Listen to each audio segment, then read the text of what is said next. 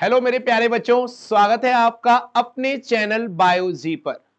Guys, जैसा कि हम पिछले कई सालों से देखते आ रहे हैं, हमारे नीट का complete paper 100 out of 100 questions जो आ रहे हैं वो आ रहे हैं हमारी एनसीईआरटी से। स्टिल बहुत सारे बच्चे ऐसे होते हैं जो एनसीईआरटी को पढ़ने में कई बार कंफ्यूज होते हैं और एनसीईआरटी रीड करने के बाद भी उनसे क्वेश्चंस नहीं बनते। उनकी इस प्रॉब्लम को सॉल्व करने के लिए अब मैं आपके सामने लेकर आ गया हूं एनसीईआरटी। एनसीईआरटी की बुक को हमें कैसे रीड करना है सो दैट हर एक लाइन जहां से एनसीईआरटी से क्वेश्चन बन सकता है वो हमसे मिस ना हो। गाइज, आज से हम एनसीईआरटी को पढ़ना स्टार्ट करेंगे, चाहे वो क्लास 11th की एनसीईआरटी हो चाहे क्लास 12th की एनसीईआरटी हो। हर एक टॉपिक, हर एक चैप्टर अगर आपको एनसीईआरटी से रीड करना है तो आपको कहीं भी जाने की नीड नहीं है। आप अपने चैनल बायोजी पर एनसीईआरटी के सारे नोट्स पाएंगे अब इस रंग के थ्रू। बच्चों, अब आपको एनसीईआरटी पढ़ने के लिए कहीं भी नहीं जाना है। आप अपने इस बायोजी चैनल पर पूरी की पूरी एनसीईआरटी पाएंगे। लाइन टू लाइन मैं आपको एक्सप्लेन करूंगा हर एक टॉपिक। तो गाइज, आज हम स्टार्ट करते हैं अपने क्लास 11th का एक चैप्टर जिसका नाम है बायोलॉजिकल क्लासिफिकेशन। इस चैप्टर को स्टार्ट करने से पहले सबसे पहले तो हम ये जान लेते हैं कि हमें आखिरकार क्लासिफिकेशन की नीड ही क्यों पड़ी। क्लासिफिकेशन वर्ड एक्चुअली बायोलॉजी में आया ही क्यों। तो माय डियर स्टूडेंट्स, क्लासिफिकेशन एक ऐसा फिनोमेना है जिसके थ्रू हम किसी भी पर्टिकुलर ऑर्गेनिज्म को एक प्रॉपर प्लेस में रखते हैं उसके कैरेक्टर्स के बेस पर।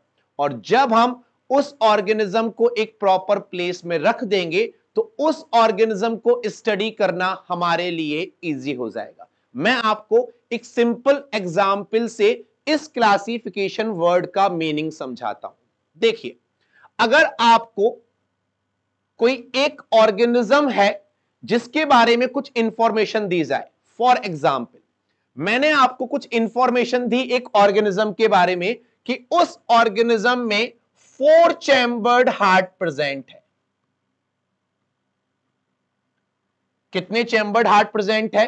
4 चैम्बर्ड। उस ऑर्गेनिजम्स में हॉलो बोन्स प्रेजेंट है। क्या प्रेजेंट है? Hollow bones. उस ऑर्गेनिज्म में फेदर्स प्रेजेंट है। आई थिंक इन्हीं 3 फीचर्स के बेस पर आप ये क्लियर कर लेंगे कि वो ऑर्गेनिज्म कोई और नहीं, बर्ड होगी जो क्लास एफ से बिलोंग करती होगी। तो गाइज, क्लासिफिकेशन करने से हमारे लिए किसी भी ऑर्गेनिज्म की स्टडी को करना बहुत आसान, बहुत इजी हो जाता है। Clear this thing? अब बच्चों हम बात करते हैं कि ये क्लासिफिकेशन का सिलसिला स्टार्ट कैसे हुआ। देखिए, मैं यहां पर सारी लाइंस आपके सामने रीड करूंगा और जो भी इंपॉर्टेंट लाइन होगी उसको अंडरलाइन करूंगा और आप भी अपनी बुक लेकर बैठिए और हर उस अंडरलाइन मीनिंग का मतलब समझिए जो आपके नीट एग्जाम में पूछा जा सकता है। देखिए, since the dawn of civilization there have been many attempts to classify living organism. अभी तक कई सारे साइंटिस्टों ने कई सारे अटेम्प्ट किए हैं, कई सारे क्लासिफिकेशंस बनाए हैं सो दैट वो उन ऑर्गेनिजम्स को प्रॉपरली क्लासिफाई कर सके। It was done instinctively, not using criteria that were scientific, guys, but born out of a need to use organism for our own use for food, shelter and clothing.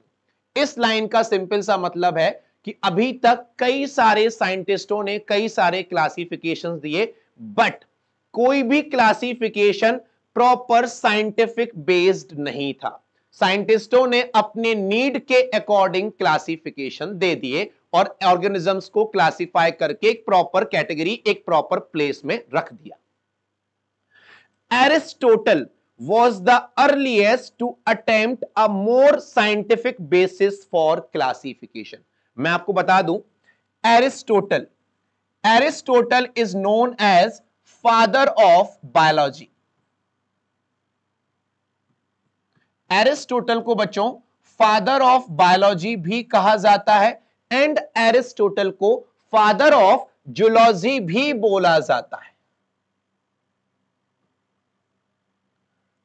अब हमने father of biology जान लिया, father of zoology जान लिया, तो हमारा यह फर्ज भी बनता है कि हम जान लें कि फादर ऑफ बॉटनी कौन है। तो my dear students, Theophrastus is known as father of botany। Theophrastus को फादर ऑफ बॉटनी भी कहा जाता है। Clear this thing. एरिस्टोटल पहले ऐसे इंसान थे जिन्होंने सबसे पहले साइंटिफिक क्लासिफिकेशन दिया। कौन सा क्लासिफिकेशन दिया? साइंटिफिक प्रॉपर बेस बनाया क्लासिफिकेशन का। और उन्होंने क्या क्लासिफिकेशन दिया, चलिए हम देख लेते हैं। He used simple morphological characters to classify plants into trees, shrubs and herbs. Guys, Aristotle ने प्लांट्स को क्लासिफाई किया तीन कैटेगरीज में। कौन कौन सी तीन कैटेगरीज हैं? Trees, shrubs and herbs. और किस बेस पर क्लासिफाई किया? ही used simple morphological characters. Morphological characters का मतलब होता है external features. Guys, morphology means होता है स्टडी ऑफ एक्सटर्नल फीचर्स और एनाटॉमी मींस होता है स्टडी ऑफ इंटरनल फीचर्स। तो एरिस्टोटल ने प्लांट्स को तीन कैटेगरी में डिवाइड किया on the basis of simple external features. अब मैं आपको यहां बताना चाहूंगा हर्ब्स, श्रब्स और ट्रीज में क्या डिफरेंस होता है। देखिए बच्चों,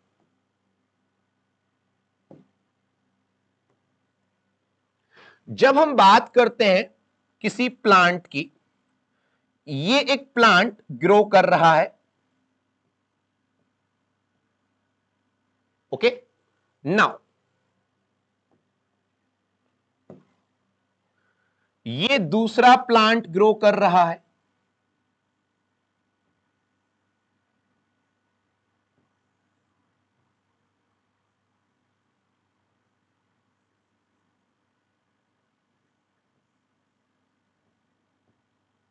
ये तीसरा प्लांट ग्रो कर रहा है।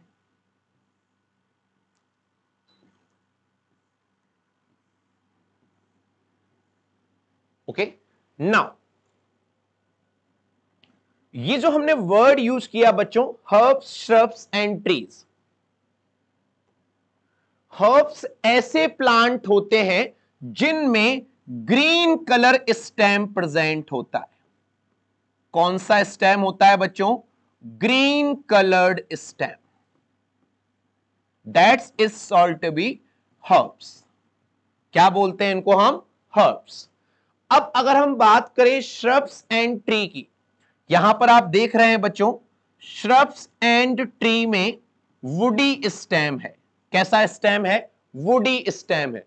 श्रब्स एंड ट्री में दोनों में वुडी स्टेम है, बट श्रब्स में जो मेन स्टेम है और जो साइड ब्रांचेस निकल रही हैं, we are not able to differentiate which one is a main branch and which one is a side branch. But जब हम बात करते हैं ट्री की, तो मेन ब्रांच अलग है और साइड ब्रांचेस अलग है। तो guys, herbs green colour stem, shrubs we are not able to differentiate between main branch and side branch, and tree main branch अलग है और side branch अलग है। So this is about herbs, shrubs and trees। Aristotle ने plants को तीन category में divide किया on the basis of simple external features. Morphology का मतलब होता है बच्चों एक्सटर्नल फीचर्स।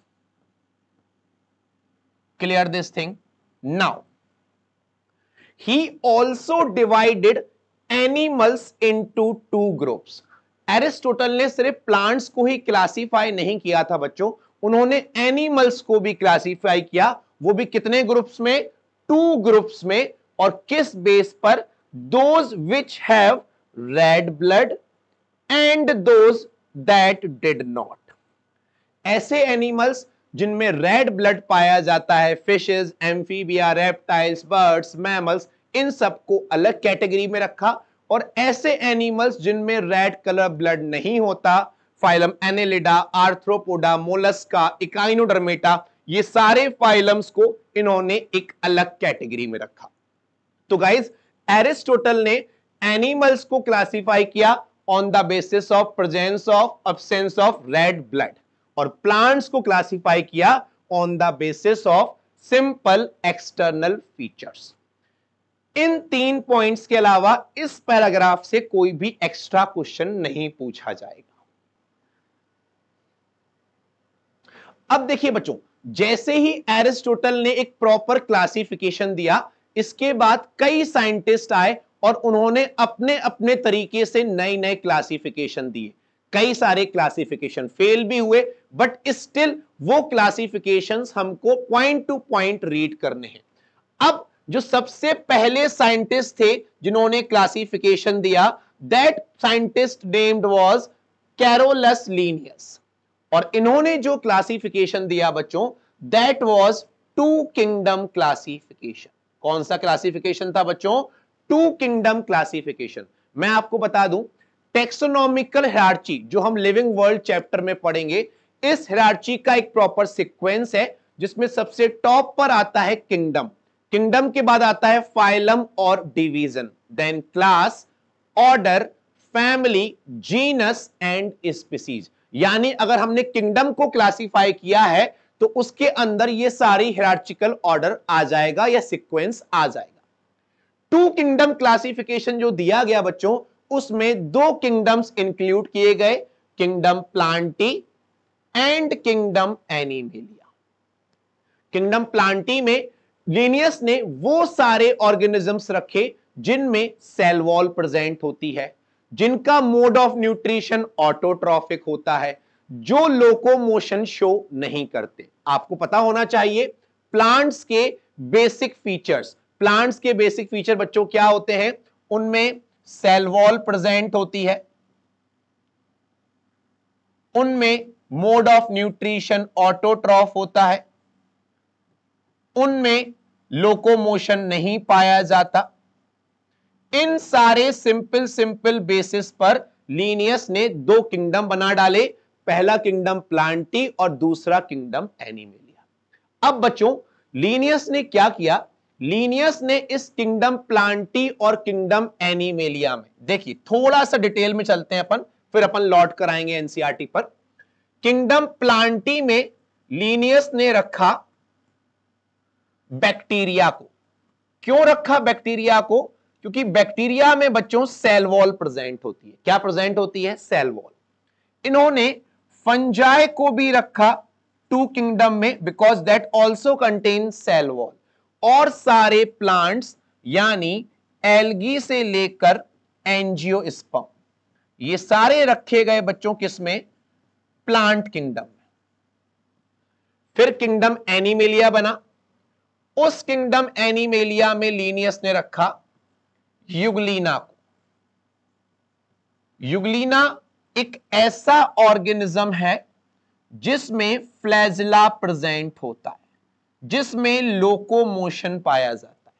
और गाइस, इसके अलावा फाइलम पोरीफेरा से लेकर फाइलम कॉर्डेटा, इन सारे ऑर्गेनिजम्स को लिनियस ने क्लासिफाई किया। यह बात अलग है कि बहुत सारे एनिमल्स ऐसे थे जिसको इस क्लासिफिकेशन में नीड नहीं मिली, और कई ऐसे ड्रॉबैक्स क्रिएट हुए जिससे यह क्लासिफिकेशन फेल हुआ। बट वो ड्रॉबैक्स क्या थे, हम डिस्कस करते हैं। देखिए बच्चों, this classification of organisms into plants and animals was easily done। बहुत इजीली ये क्लासिफिकेशन कर दिया था लिनियस ने, and was easy to understand। सारे सिंपल फीचर्स थे, तो ये क्लासिफिकेशन सिंपल भी था और इजीली लोगों को समझ में भी आया। बट ड्रॉबैक क्या था? A large number of organism did not fall into either category. बहुत से ऐसे ऑर्गेनिजम्स थे जिसको लिनियस ने ना ही प्लांट में रखा और ना ही एनिमल्स में रखा। तो ये एक ड्रॉबैक निकल के आया लिनियस के टू किंगडम क्लासिफिकेशन का। इसी वजह से two kingdom classification which was used for a long time was found inadequate. Guys, Linnaeus बहुत फेमस साइंटिस्ट थे, तो जब इन्होंने ये क्लासिफिकेशन दिया तो ये क्लासिफिकेशन कई साइंटिस्टों ने फॉलो किया, बट कुछ ड्रॉबैक्स आने की वजह से ये क्लासिफिकेशन फेल्ड हो गया। It was found इनएडिक्वेट। अब मैं आपको बताना चाहूंगा कि लीनियस के क्लासिफिकेशन के ड्रॉबैक क्या थे। देखिए, ये जो टू किंगडम क्लासिफिकेशन था, that was not able to distinguish between eukaryote and prokaryote. इस क्लासिफिकेशन ने प्रोकैरियोट और यूकैरियोट के बीच में डिफरेंस नहीं रखा। देखिए कैसे, यहां पर हमने इस प्रोकैरियोट बैक्टीरिया को साथ में रख दिया यूकैरियोट फंजाई और प्लांट्स के साथ, जबकि प्रोकैरियोट और यूकैरियोट को एक ही किंगडम में रखना पॉसिबल नहीं है। यह प्रॉब्लम आई। दूसरी प्रॉब्लम क्या आई बच्चों? देखिए, यूनिसेलुलर एंड मल्टीसेलुलर। लीनियस ने अपने क्लासिफिकेशन में एक ही किंगडम में यूनिसेलुलर यानी युगलीना को रख दिया और मल्टीसेलुलर यानी सारे फाइलम्स के एनिमल्स को रख दिया। Third drawback, he also put photosynthetic यानी green algae along with non photosynthetic यानी फंजाई। लीनियस ने photosynthetic and non photosynthetic organism को भी एक साथ रख दिया। मैं ब्रीफ में बताना चाहूंगा आपको, लीनियस का जो टू किंगडम क्लासिफिकेशन था वो उस दो किंगडम्स में डिवाइड था, किंगडम प्लांटी और किंगडम एनिमेलिया। लीनियस के क्लासिफिकेशन में प्रॉब्लम क्या आई? उसने प्रोकैरियोट्स और यूकैरियोट्स को साथ में रखा, उसने यूनिसेलुलर और मल्टीसेलुलर को साथ में रखा, उसने फोटोसिंथेटिक एंड नॉन फोटोसिंथेटिक को साथ में रखा। क्लासिफिकेशन इजी था, लोगों को समझ में आ रहा था, बट प्रॉब्लम यह भी थी कि बहुत सारे ऐसे ऑर्गेनिजम्स थे जिनको दोनों किंगडम्स में कहीं पर भी जगह नहीं मिली। इसी वजह से बहुत टाइम तक यूज होने के बाद भी गाइज ये क्लासिफिकेशन फेल हो गया। It was found इनएडिक्वेट। Clear this thing? चलिए हम आगे बढ़ते हैं। देखिए बच्चों, यहां पर बताया गया है, besides gross morphology a need was also felt for including other characteristics. ये जो क्लासिफिकेशन हुआ that was based on gross morphology, but ये बोला गया कि और भी कैरेक्टरिस्टिक्स थे जिनको इंक्लूड करना चाहिए था लीनियस को टू किंगडम क्लासिफिकेशन में, बट उन्होंने नहीं किया। वो कैरेक्टरिस्टिक्स क्या क्या थे बच्चों? पहला था सेल स्ट्रक्चर, सेकंड है नेचर ऑफ वॉल, थर्ड है मोड ऑफ न्यूट्रिशन, फोर्थ है हैबिटेट, फिफ्थ है methods of reproduction and last but not least सबसे इंपॉर्टेंट है इवोल्यूशनरी रिलेशनशिप, एंसेस्ट्रल रिलेशनशिप। तो गाइज, बिसाइड्स ग्रॉस मॉर्फोलॉजी इन सारे कैरेक्टरिस्टिक्स को भी इन्वॉल्व करना चाहिए अगर कोई साइंटिस्ट प्रॉपर क्लासिफिकेशन दे रहा है। Clear this thing? नाउ यही रीजन रहा गाइस कि ये जो क्लासिफिकेशन सिस्टम था टू किंगडम क्लासिफिकेशन, इसमें कई चेंजेस आए, जिन चेंजेस की वजह से कई सारे ऑर्गेनिजम्स को प्लांट्स किंगडम से निकालकर, एनिमल किंगडम से निकालकर दूसरे किंगडम्स में शिफ्ट किया गया। और ये जो क्लासिफिकेशंस आए टू किंगडम क्लासिफिकेशन के बाद, इनके नाम रखे गए three kingdom classification, four kingdom classification. तो आइए थोड़ा सा ब्रीफ में जानते हैं कि थ्री किंगडम क्या था, फोर किंगडम क्या था। देखिए, classification system for the living organism have hence undergone several changes over time time. ये जो क्लासिफिकेशन सिस्टम है इसमें कई सारे चेंजेस आए ओवर द टाइम। दो plant and animal kingdoms have been a constant under all different system. Guys, 2 kingdom के बाद जब 3 किंगडम क्लासिफिकेशन आया तो उसमें भी किंगडम प्लांटी और किंगडम एनिमेलिया थे, तीसरा किंगडम नया इंक्लूड किया गया। जब 4 किंगडम आया तो उसमें भी किंगडम प्लांटी और एनिमेलिया थे, नया किंगडम फिर से इंक्लूड किया गया। तो यहीं पर ये लाइन दी हुई है कि plant and animal kingdom have been a constant under all the different system. The understanding of what organisms be included under these kingdoms have been changing.